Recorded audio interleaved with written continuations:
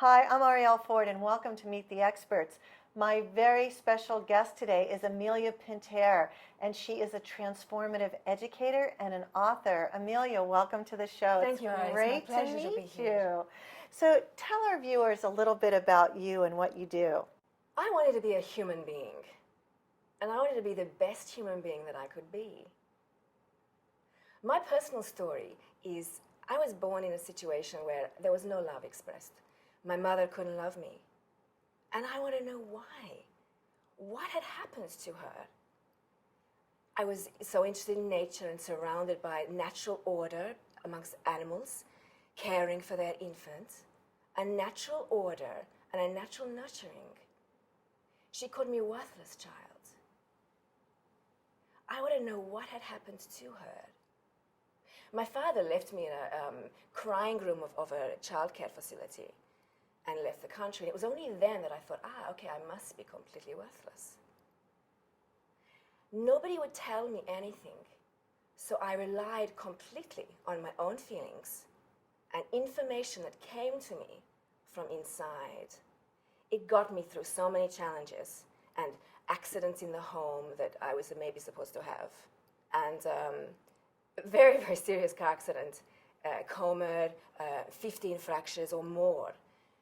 And it took me that to get it together. I was doing very well with going by my feelings and information from inside, but then to not attract the same suffering had become my familiarity. So it was about making a choice. Maybe it took 15 years of recovery. So now I am reconnecting with society. And I used to say I studied the human being. People went, what? And I'm noticing my species, unhealthy, unhappy. In Australia, where I'm living at the moment, so many people are on, they call it depression medicine. And I know I can help. Well, share with us more about that. What is your mission and your vision, and how do you do what you do? Interesting question. It would have to be because of love. It would have to be the mission.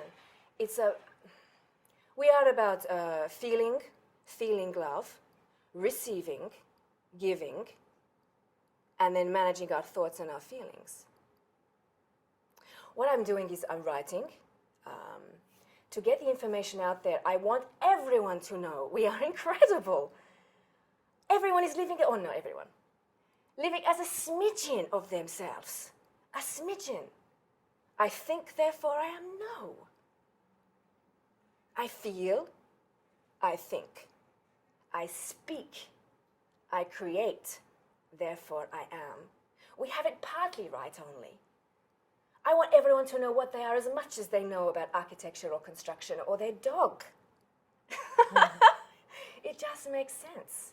So writing, being published with Deepak Chopra, Wayne, I'm so honored, in the spirit of success. My own book, Living in Me, The Field Guide to Being Human, or Complete Guide to Being Human, not sure which is the most appropriate name there. And education curriculums, Special Me, I call the one in the primary school. In Australia, in primary school, if a child loves itself, it's a case of playground torment. Oh, he loves himself. Special Me. We are so much more inside. We are the kings and queens and masters, mistresses of all ourselves, our thoughts and our feelings. I want everyone to know what they are. I want everyone to be able to join me around a fire, in a woods for a dance and a song, in celebration. Sounds like you're going to really change a lot of people's lives. So I know you do a lot of unique things. Let's talk about just a few of them. I think languages is probably an area where I feel people find that quite special. The Hungarian, I think, with the brain, with being an awareness, with sound. When you have more languages and you're activated, the brain it becomes familiar. So I find it so easy to pronounce other languages. Hungarian is like no other one.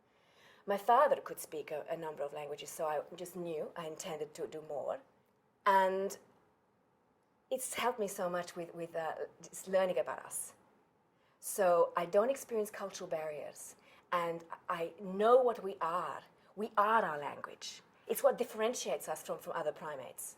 We have language, and it is more than just words. It is who we are. It is our personality.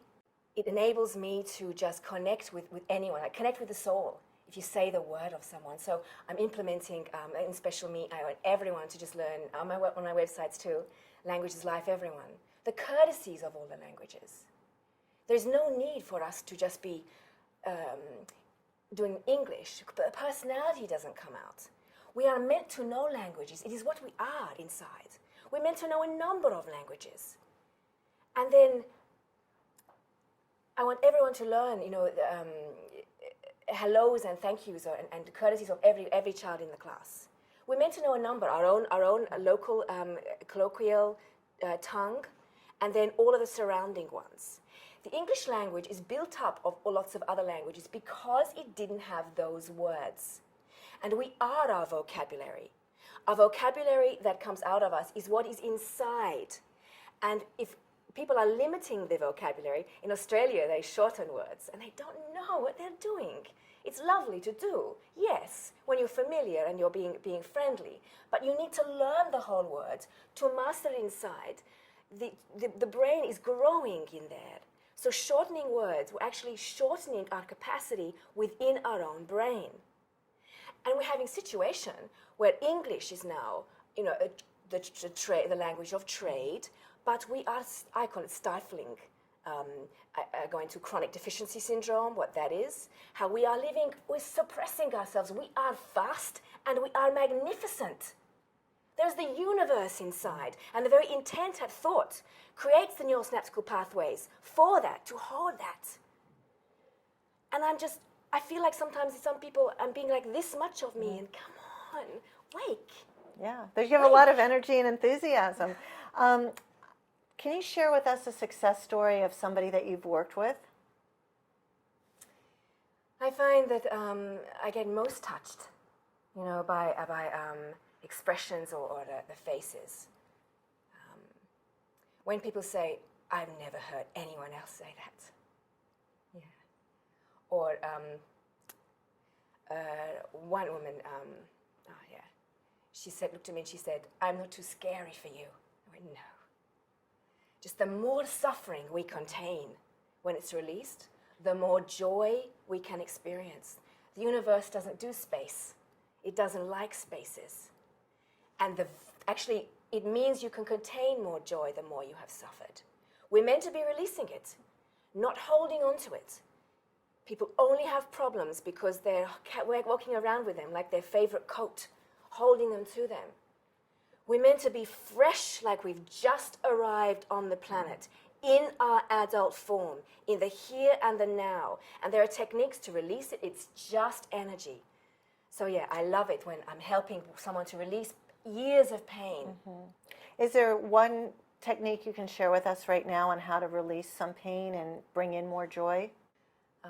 Okay, there are many of them. I tend to go specifically for an individual. What I feel is, and it's quite a personal thing according to their life and what I feel is the most familiar to them. So, but a very, very good, quick one is, and people know that there's so much more to them. There's movies like Phenomena and Limitless. People know. So I say to people, imagine you're another spirit. Say, what's your favorite? Bewitched or Harry Potter or Red Dwarf, Body Swap. I was a fan of that movie, that cult series show. Imagine you are vacated and another spirit is just landing in your body for that day. Get an idea of yourself, your hands, and okay, right? And who is this person's life? Okay, they've got that dog and that husband and that job. And then live as that. Make do for that one day. make use of that individual fitting in with their life, if it's just for one day. That's a near-death experience tactic, to feel that complete energetic and emotional detachment, and then to be more awake. And then to have that detached feeling and notice how you feel. Notice the weightlessness on the shoulders. Notice the freedom of movement and how more free you can feel to breathe. And notice also the space between the thoughts. Our mind is just the foyer to where we access our files from. It is when we can control our thoughts, that's when we open ourselves up for every other sensation. Energy spent on thinking cannot go into feeling. Mm-hmm. And when we can find the space between the thoughts, life is magnified and the feeling is magnified, and we know how depleting we are of our own life if we're just thinking about what happened just yesterday or 2 days ago. It's just, it happened, resolve it, read our own feelings and our own thoughts, know what they are, and then let it go. Let it go, let it go. Self-mastery is what I teach, and self-mastery is essential for happiness. And it sounds like really one of your gifts is leading people from their head to their heart. So how can our viewers learn more about you? I would love to hear from people.